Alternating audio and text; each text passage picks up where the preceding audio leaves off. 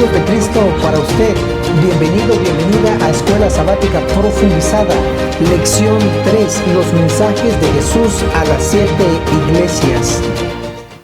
Iniciaremos analizando las 7 iglesias literales que existieron en Asia Menor, a las cuales les llamaremos el tipo. Y lo que estas 7 iglesias representaron le llamaremos el antitipo. Apocalipsis capítulo 2, el verso 1 nos menciona la primera iglesia llamada Éfeso.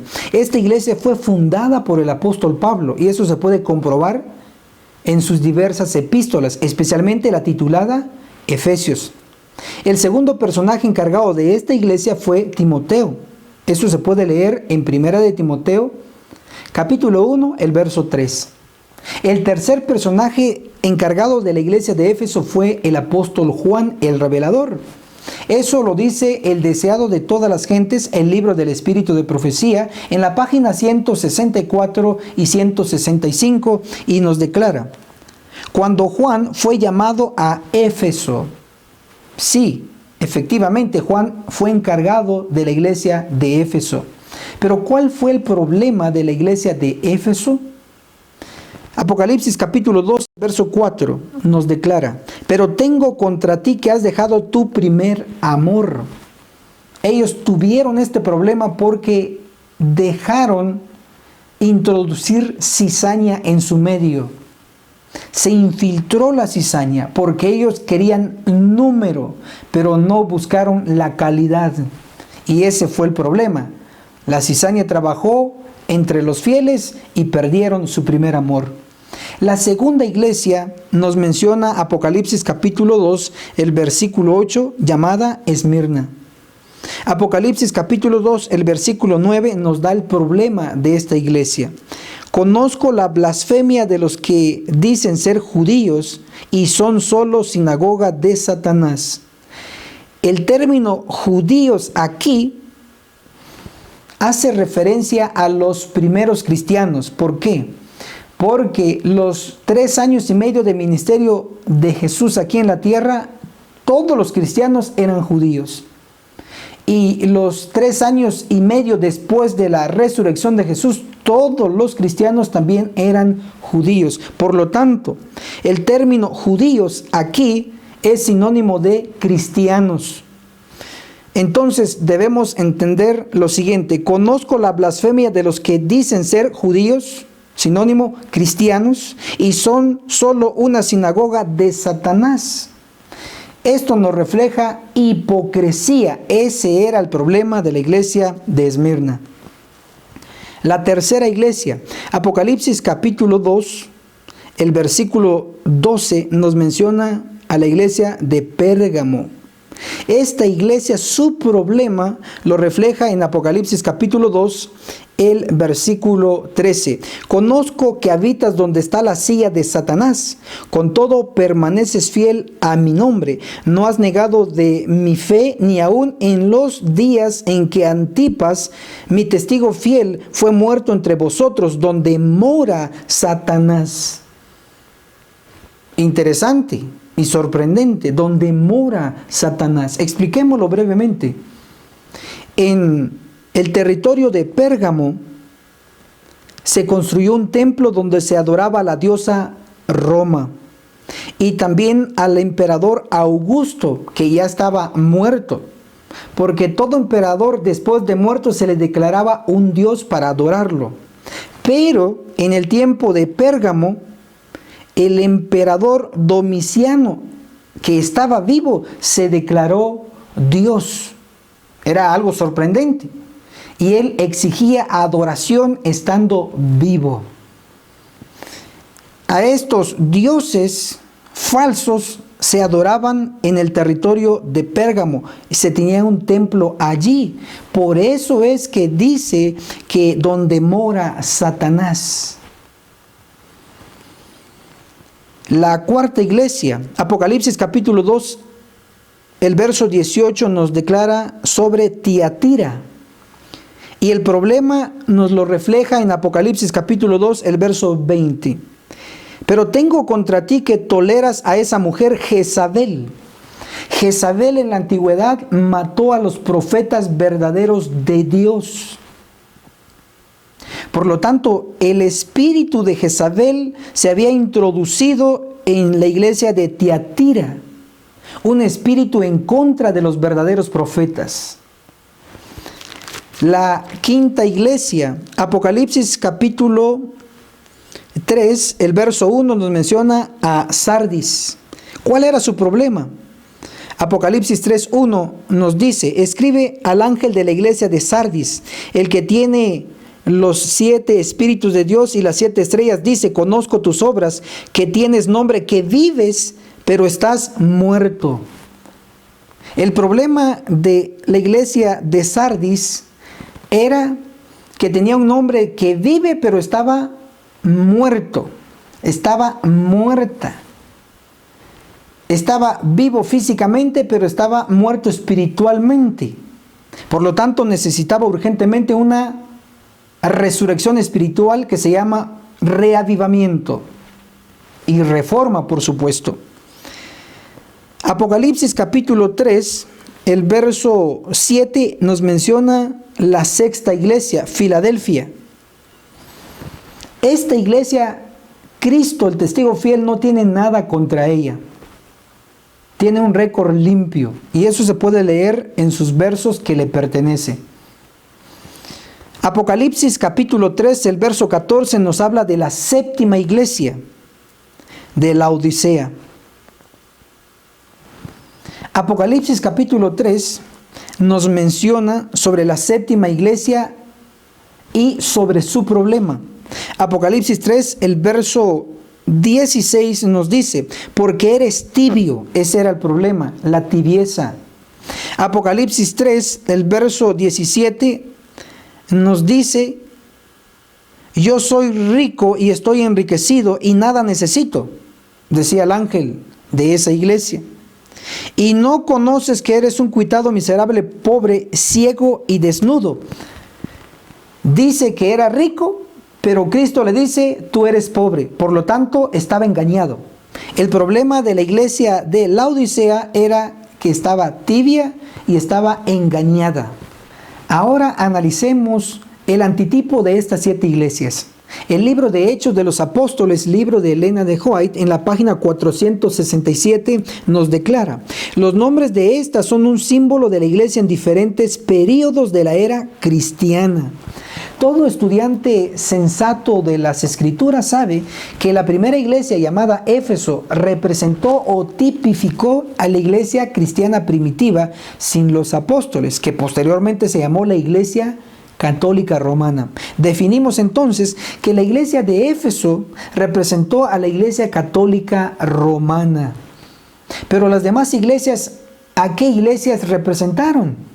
Para ello haremos un breve análisis, que las verdades vinieron consecutivamente y fueron representadas a través de personajes y movimientos. Ejemplo: Abraham representó la verdad de la fe. Eso se puede leer en Hebreos capítulo 11, versículo 8, donde se menciona que Abraham usó la fe. Por eso hoy conocemos a Abraham como padre de la fe.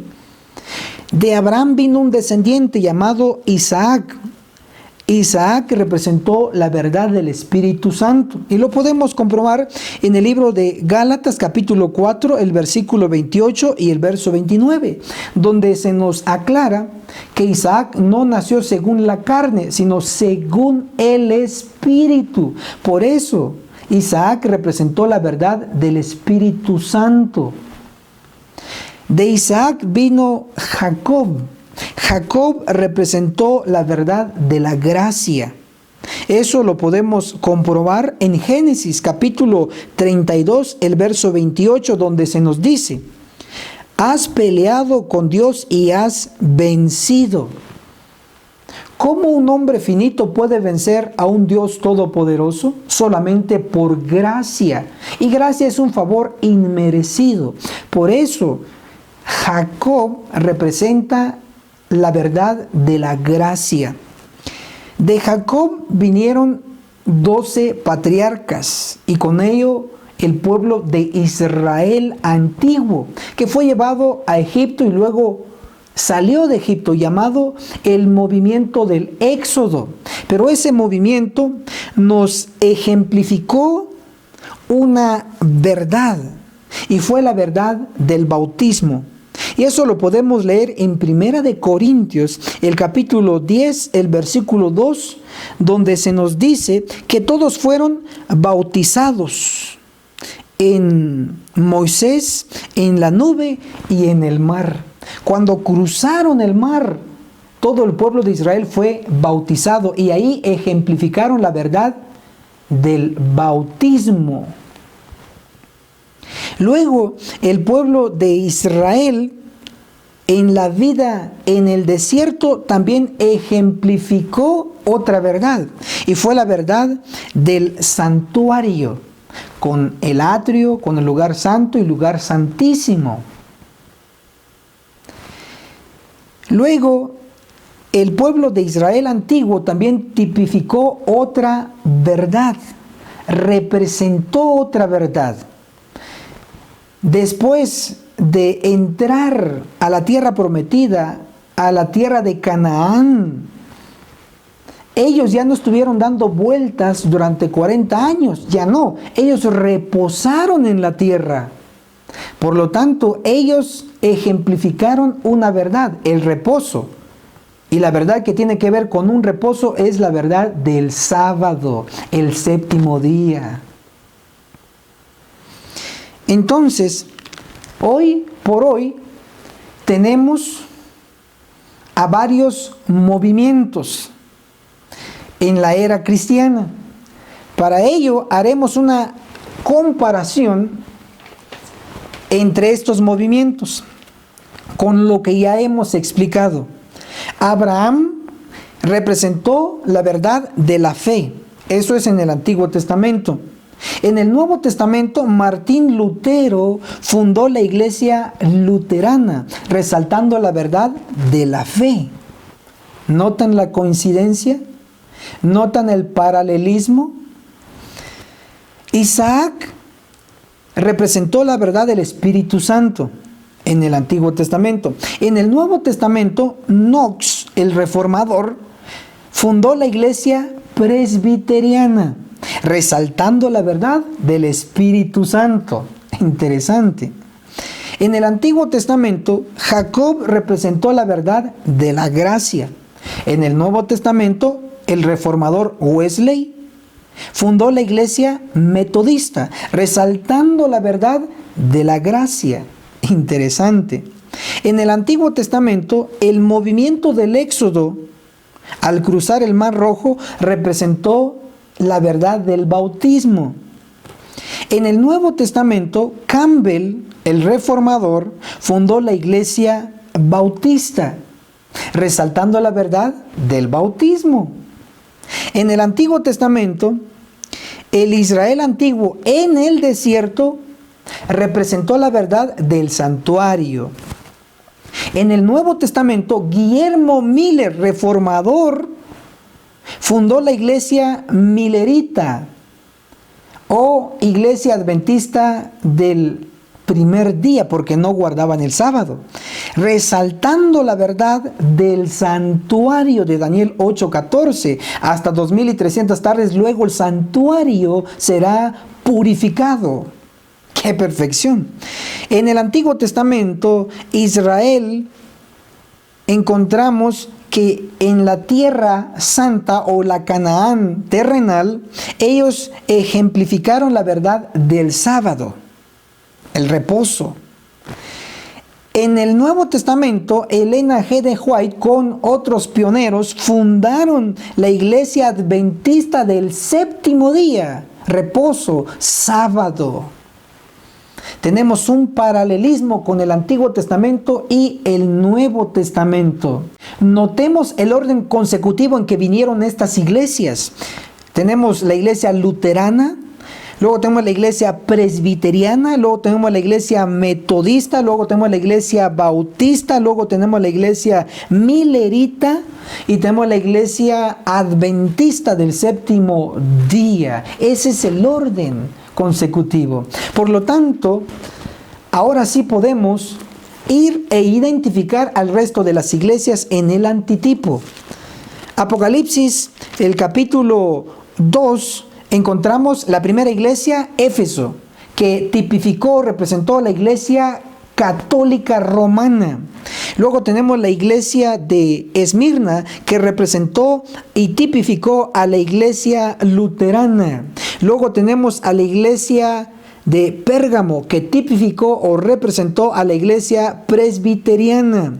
Luego tenemos a la iglesia de Tiatira, que representó o tipificó a la iglesia metodista.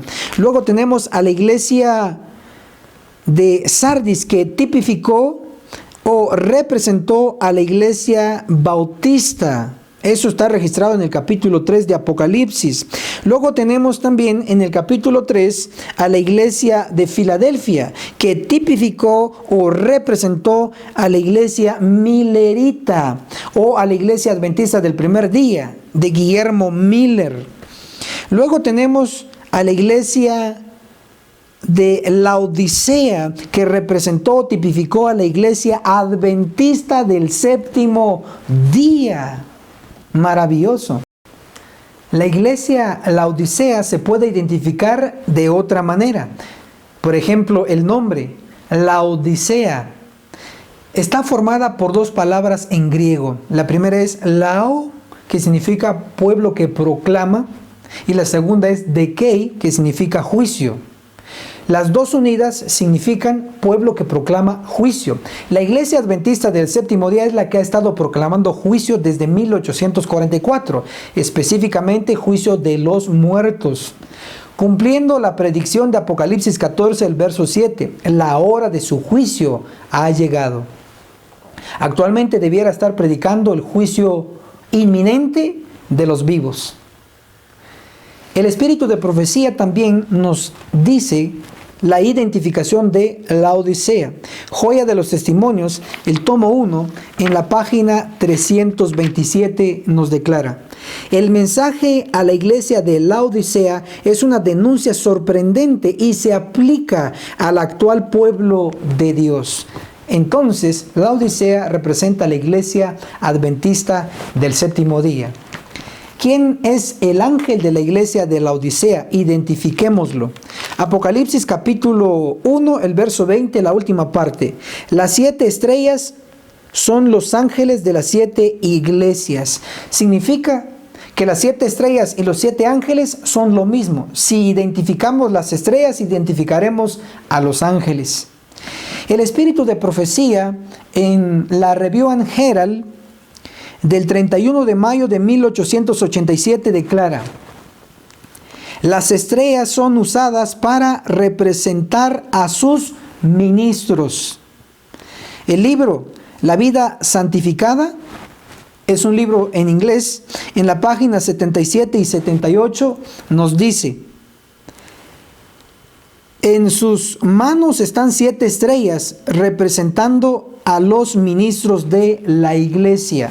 También en el libro de Obreros Evangélicos, en la página 13, nos dice: los ministros de Dios están simbolizados por las 7 estrellas. No hay duda. Las 7 estrellas son los ministros. Las 7 estrellas y los 7 ángeles son lo mismo. Por lo tanto, los 7 ángeles son los ministros, los pastores, el liderazgo de la iglesia. Apocalipsis, el capítulo 3, el verso 14, escribe al ángel de la iglesia de Laodicea. Obsérvese que el mensaje es directamente al ángel, a los ministros, a los pastores, a los líderes de la iglesia. Es para ellos el mensaje. ¿Y cómo está el ángel? Apocalipsis capítulo 3, el verso 16. Porque eres tibio. No es ni frío ni caliente, es tibio. Apocalipsis capítulo 3, verso 17. Tú dices: yo soy rico, estoy enriquecido y nada necesito, y no conoces que eres un cuitado, miserable, pobre, ciego y desnudo. El ángel, el liderazgo, dice que es rico, pero Cristo le aclara que es pobre. Por lo tanto, el ángel está engañado. Como el mensaje es directamente para el ángel e indirectamente para la iglesia, la Odisea, implica que si el ángel está engañado, de igual manera ha engañado a la iglesia.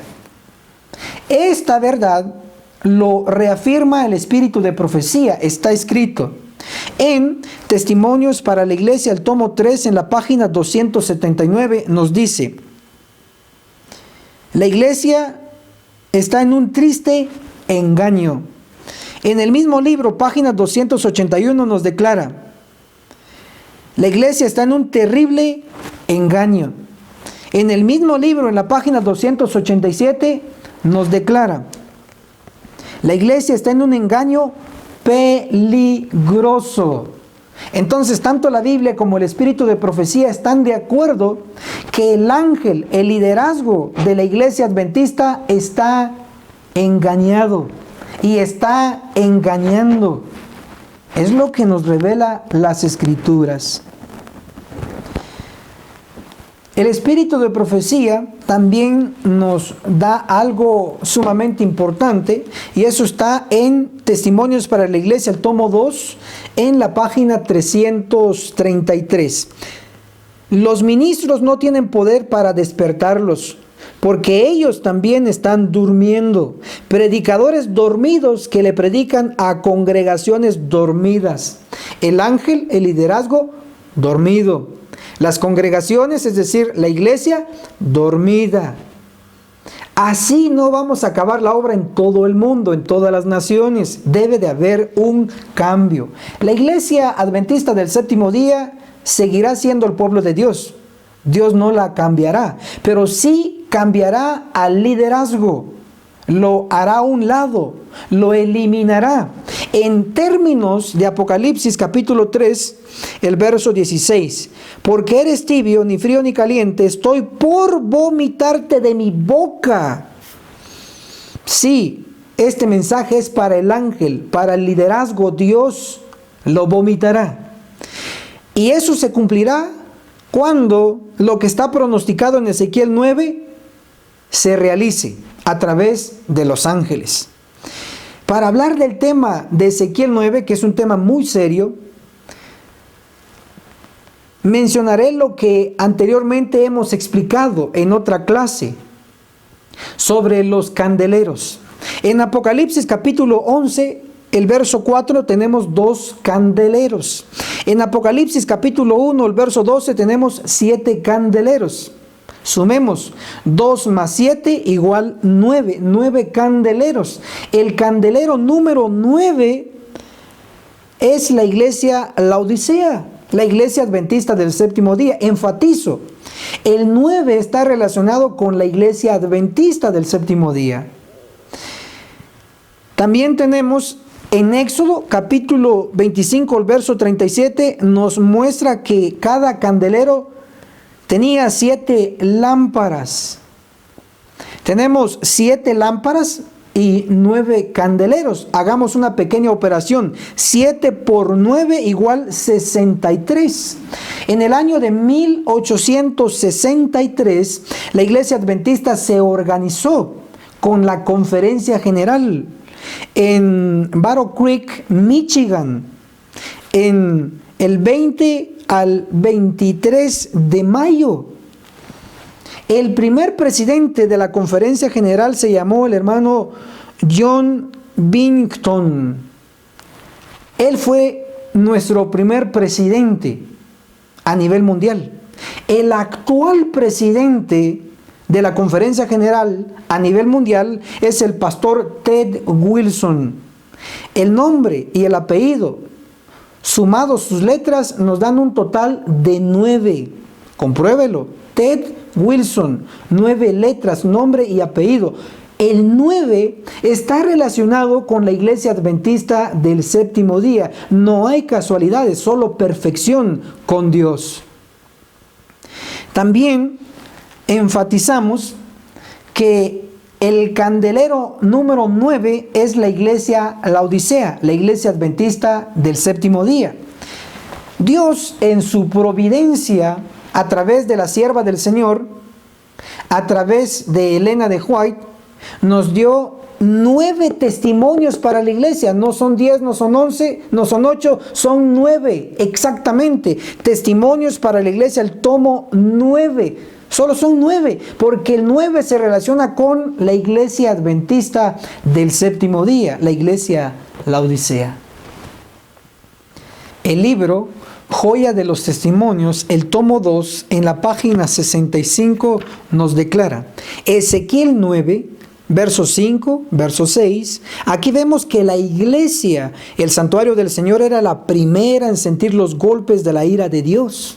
Elena de White está aplicando Ezequiel 9 a la iglesia adventista del séptimo día, a la iglesia Laodicea. En el libro Manuscritos Inéditos, tomo 1, en la página 241, declara, estudien el capítulo 9 de Ezequiel. Esas palabras se cumplirán literalmente. No obstante, el tiempo pasa y la gente sigue dormida. Número 1, Ezequiel 9 va a ser literal. Está en un futuro cumplimiento inminente. También la gente está dormida. El ángel liderazgo dormido. La iglesia dormida. Por lo tanto, Dios hace responsable de todo ello al ángel de la iglesia Laodicea, al liderazgo de la iglesia adventista. Por eso Dios lo va a quitar. Ezequiel capítulo 9, en el versículo 6, se nos enfatiza y se nos resalta la gran verdad del cambio de liderazgo. Ezequiel 9, el verso 6. Dice, matad a viejos, jóvenes, doncellas, niños y mujeres, hasta que no quede ninguno, pero no toquéis a ninguno que tenga la señal. Y empezad desde mi santuario. Empezaron pues desde los ancianos que estaban ante el templo. Obsérvese las categorías que van a morir. Pero empezará, dice, con los ancianos que estaban ante el templo. Estos ancianos no son ancianos de edad, son ancianos de puesto en la iglesia, líderes religiosos.